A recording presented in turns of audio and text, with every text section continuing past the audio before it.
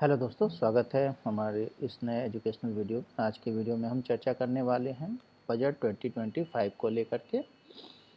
अगले साल जैसा कि आपको पता है 1 फरवरी को बजट आने वाला है। हमारे फाइनेंस मिनिस्टर श्रीमती निर्मला सीतारमण पर काफ़ी ज़्यादा प्रेशर है कि थोड़ी जो है इनकम टैक्स में राहत दी जाए और इनकम टैक्स का जो छूट है वो 15 लाख सालाना तक की सैलरी पर दी जाए, इससे ताकि आम आदमी को थोड़ा सा राहत मिल सके, क्योंकि आम आदमी जो है महंगाई से काफ़ी ज़्यादा त्रस्त है।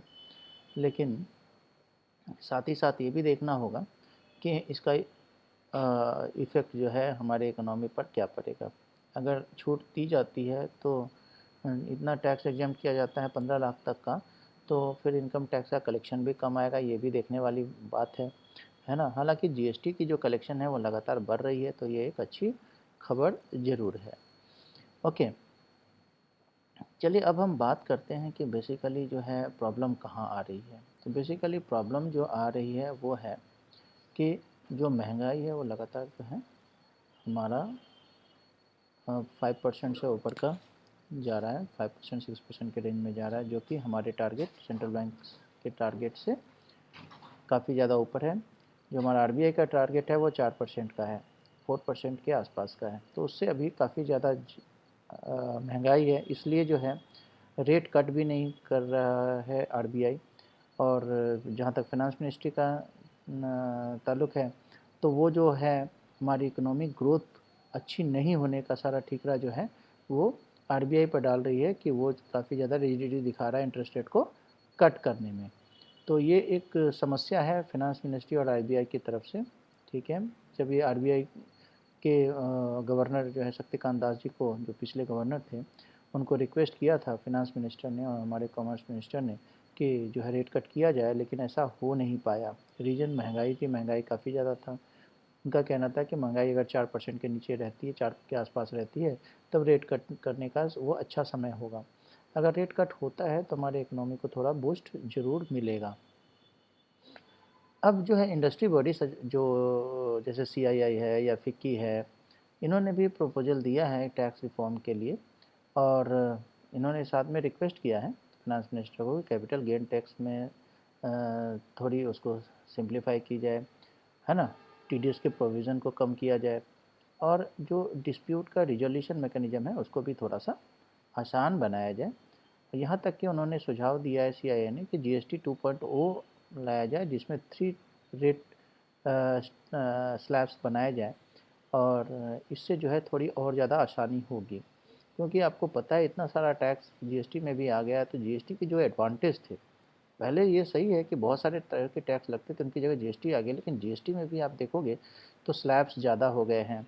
और उसके बाद एक ही आइटम के डिफरेंट कैटेगरीज़ का जो है स्लैब रेट डिफरेंट हो रहा है। जैसे आपने पॉपकॉर्न वाला भी न्यूज़ सुना होगा, तो ये बड़ा मुश्किल है कि प्लेन पॉपकॉर्न पर 5%, पैकेज पर 12%, और अगर वो कैरेमलाइज्ड है तो उस पर 18%। इस तरह की जो चीज़ें हैं, तो ये चीज़ों को थोड़ा और ज़्यादा डिफ़िकल्ट बना रही है। और जो मेन एम था कि जीएसटी से जो टैक्स स्ट्रक्चर है थोड़ा ईजी हो जाएगा, तो वो चीज़ें फुलफ़िल होती हुई नहीं दिख रही है।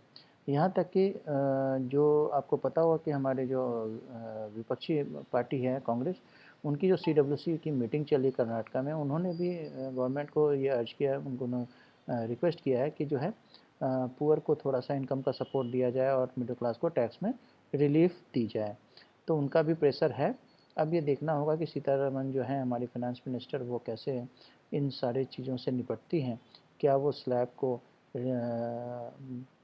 10 लाख या 15 लाख क्या करने जा रही हैं, ये तो उस दिन ही पता चलेगा। लेकिन अगर टैक्स स्लैब में थोड़ी राहत दी जाती है तो ये बेहतर होगा मार्केट के लिए भी। ठीक है, तो एक तो ये इम्पोर्टेंट बात है। तो जो बजट का काउंटडाउन शुरू हो चुका है, हाँ, अब जो है बजट बनाने की प्रक्रिया चालू हो जाएगी और 1 महीना रह गया है बजट को आने में। तो देखते हैं कि आगे क्या रिलीफ मिल पाता है। समस्या जो है, आपको जहाँ तक पता ही होगा कि गवर्नमेंट के बहुत सारे जो हैं सोशल रिफॉर्म के प्रोजेक्ट्स चल रहे हैं, तो उसमें बहुत ज़्यादा पैसा जो है गवर्नमेंट का इन्वेस्ट हो रहा है। यहाँ तक कि स्टेट गवर्नमेंट्स के भी बहुत सारे ऐसे प्लान्स हैं, जैसे जो लेडीज़ को लेकर है, लेडीज़ के खाते में उनके अकाउंट पे जो पैसे डाले जा रहे हैं उससे काफ़ी ज़्यादा बोझ जो है स्टेट के बजट पर पड़ रहा है। तो मुश्किल ही लगता है कि शायद ऐसा कुछ मिलेगा, उसके जगह पर कुछ और तरीके अपनाए जाएँ, है ना? तो डायरेक्ट जो है बेनिफिट मुझे नहीं लगता है कि टैक्स रिबेट में काफ़ी ज़्यादा होगा। मामूली छूट दी जा सकती है, लेकिन एक्सपेक्टेशन बहुत ज़्यादा का नहीं रखना है।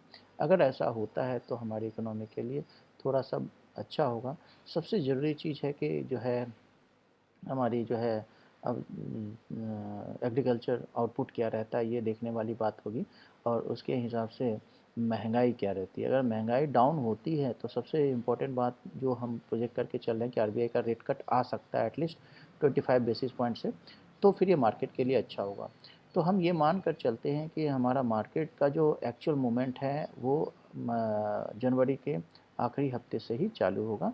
तब तक के लिए आपको यही समझ कर के रहना है कि मार्केट जो है एक टाइट रेंज में ही ट्रैवल करेगा, बहुत ज़्यादा मूवमेंट की हम उम्मीद नहीं कर रहे हैं। ठीक है, तो ये सबसे इम्पोर्टेंट बात है। आफ्टर 20 जो है 20 तारीख को डोनाल्ड ट्रंप के जो है शपथ ग्रहण के बाद कुछ क्लैरिटी मिलेगी, और 1 फरवरी को जब हमारा बजट आ जाएगा तो और भी इकोनॉमी की क्लैरिटी मिलेगी कि मार्केट का मूवमेंट कैसा रहेगा। तब तक बहुत ज़्यादा मार्केट में मूवमेंट की उम्मीद नहीं कर रहे हैं।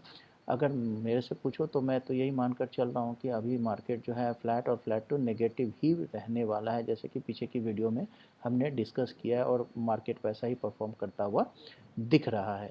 तो वन साइड मूवमेंट जो है अभी 1 महीने तक हम उसकी आशा नहीं कर रहे हैं। आज के वीडियो में बस इतना ही। अगर ये वीडियो आपको पसंद आया हो तो लाइक करें, शेयर और सब्सक्राइब ज़रूर करें, और कमेंट में लिखें अगर आप किसी और टॉपिक पर चर्चा करना चाहते हैं तो उसको लेकर भी मैं वीडियो बनाने की कोशिश करूँगा। Thank you very much and keep learning.